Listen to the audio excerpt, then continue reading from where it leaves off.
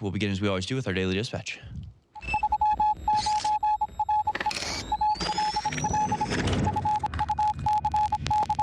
Here it is, folks, your daily dispatch for Texas Independence Day, March 2nd. Happy Texas Independence Day, everybody.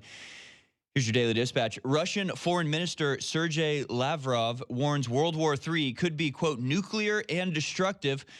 Russia's Foreign Minister Sergei Lavrov has warned that a third world war would be nuclear and destructive. He said that Russia, which launched what he calls a special military operation in Ukraine last week, would face a real danger if Kiev acquired nuclear weapons. It comes after the Russian foreign minister told the disarmament conference on Tuesday that every measure is being taken to ensure that Ukraine does not secure a nuclear arsenal. However, the risk of a devastating nuclear war increased last week when Vladimir Putin put Russia's nuclear deterrent forces on high alert, citing aggressive statements by NATO and tough financial sanctions.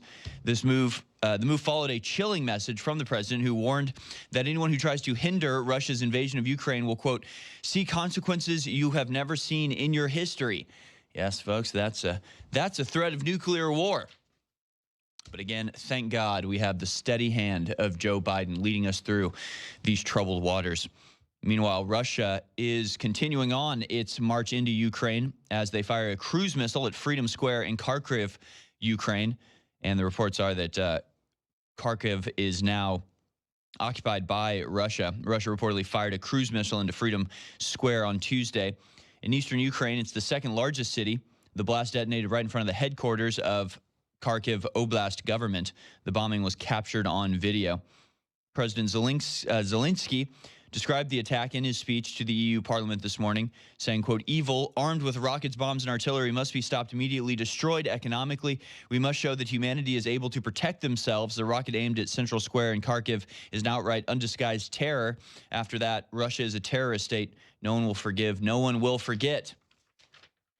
We'll talk to you a little bit more about that later in the program. Meanwhile, EU bans broadcast by RT and Sputnik.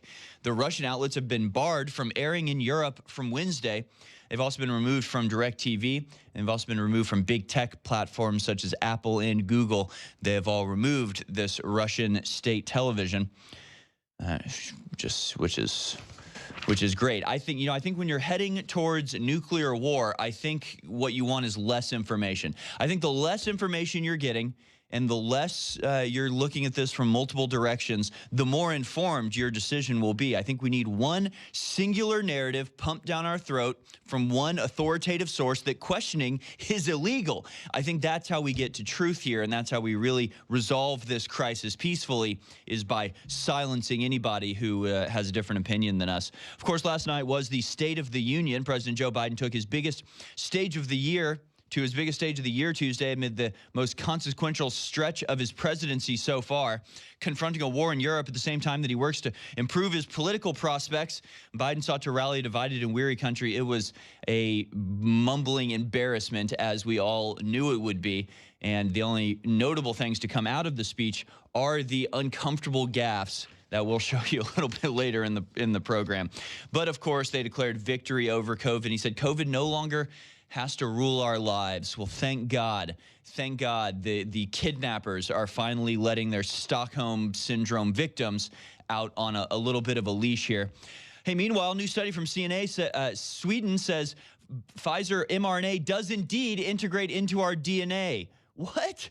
What? You're telling me it actually does integrate into your DNA? Well, I'm shocked and appalled, he said sarcastically, knowing this the entire time, yet being called a liar for pointing it out.